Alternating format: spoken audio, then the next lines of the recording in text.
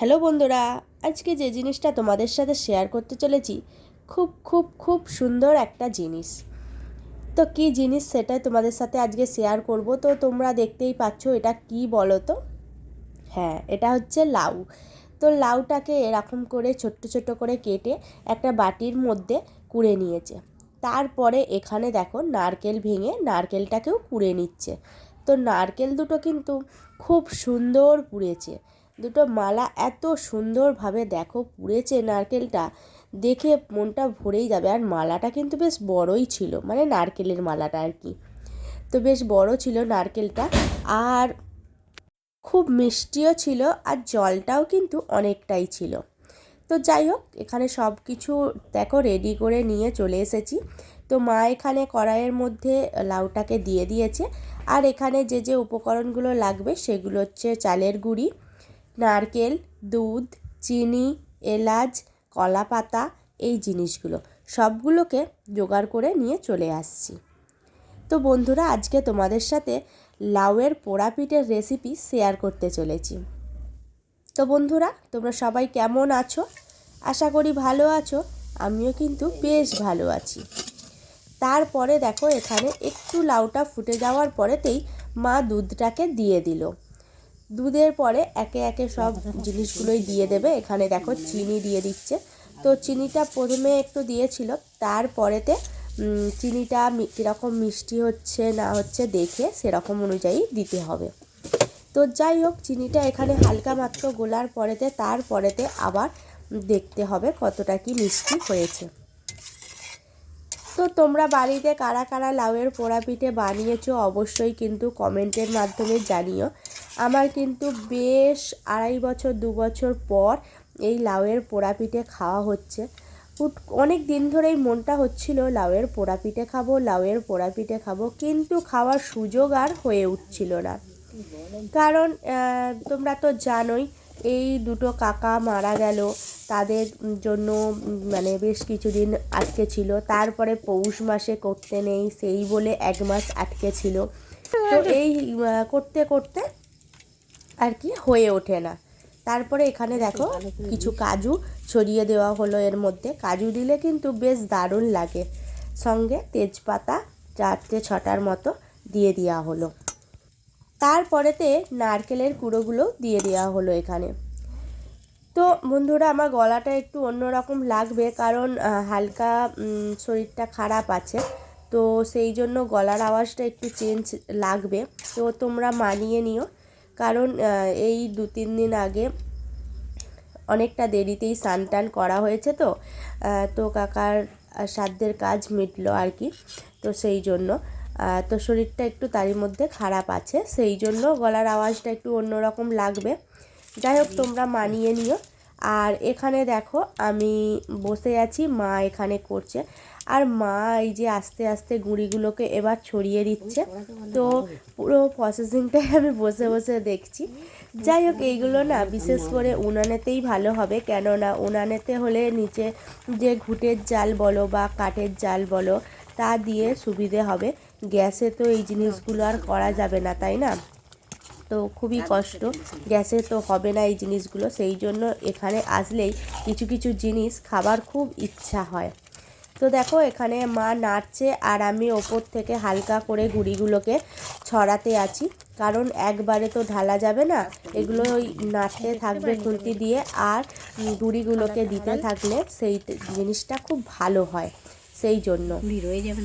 তো এখানে দেখো আবার মা নিজে হাতেই বলছে দে আর একটু আমি ছড়াই, বলে মা নিজেই আবার ছড়াচ্ছে। তো যাই হোক, তোমাদের কার কার লাউয়ের পোড়া পিঠে খেতে ভালো লাগে অবশ্যই কমেন্টের মাধ্যমে আমাকে জানিও। তো এখানেতে দেখো সব গুঁড়িগুলোকেই মোটামুটি দেওয়া হয়ে গেছে।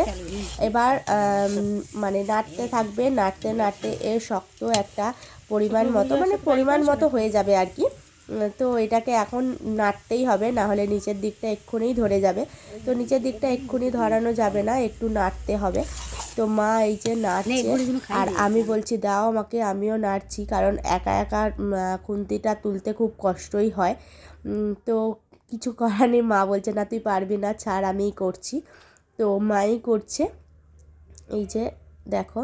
আর নিচে কিন্তু ঘুঁটে জাল দেওয়া হচ্ছে কেন জানো তো, কারণ কলা পাতা চাপা দেওয়ার পরেতে ওপরেতে দেওয়া হবে ওই ঘুঁটেগুলোকে, আঁচগুলোকে তুলে, তো তবেই তো ওপর দিকটা পুড়বে না।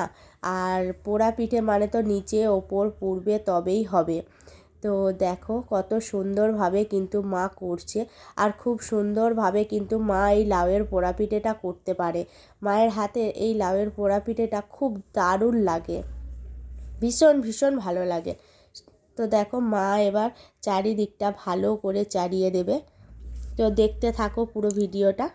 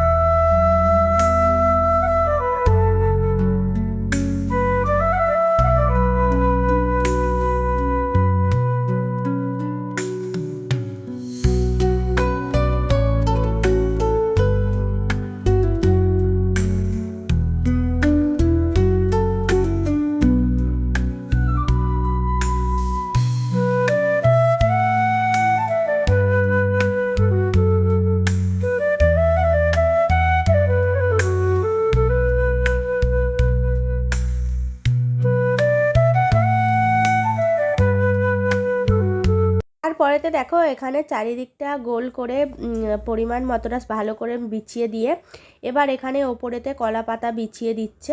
তো কলা পাতাটাকে খুব সুন্দরভাবে কিন্তু বেছাতে হবে, একদম মানে কোথাও যেন বেরিয়ে না যায় কোনো দিক দিয়ে, সেই হিসাবে কলা পাতাটাকে ভালো করে বিছিয়ে দিতে হবে। তো মা এখানে বিছিয়ে দিচ্ছে কলা পাতাটাকে।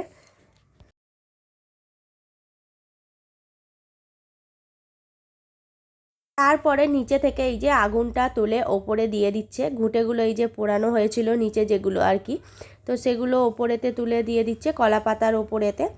আর তার ওপরেতে আবার কিছু ঘুঁটেও ভেঙে দিয়ে দিচ্ছে, কারণ আগুনটা যত ভালো হবে ততই কিন্তু খেতে বা দেখতে সৌন্দর্য হবে তার।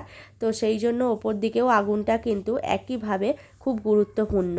নিচের দিকের আগুনটাও যেমন গুরুত্বপূর্ণ, ওপর দিকেও আগুনটা জ্বলা কিন্তু খুবই গুরুত্বপূর্ণ। তো যাই হোক চলো, এগুলো এখন এবার রান্নাঘরে থাকবে। তারপরে দেখো ঘরে নিয়ে চলে আসছিল, আর আজকে সকালবেলাতেই দেখো নিয়ে বসে পড়েছে।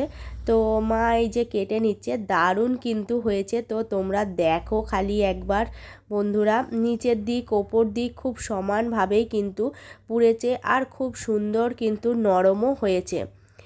তো বন্ধুরা তোমাদের রেসিপিটা কেমন লাগলো অবশ্যই কিন্তু কমেন্টের মাধ্যমে জানিও। পুরো দেখো কেকের মতো নরম তুলতুলে হয়েছে একদম। তো অবশ্যই কিন্তু কমেন্ট করে জানাতে ভুলবে না, আর কার কার ভালো লাগলো অবশ্যই সেটাও জানিও। তো চলো বন্ধুরা, আজকের ভিডিওটা এখানেই এন্ড করব।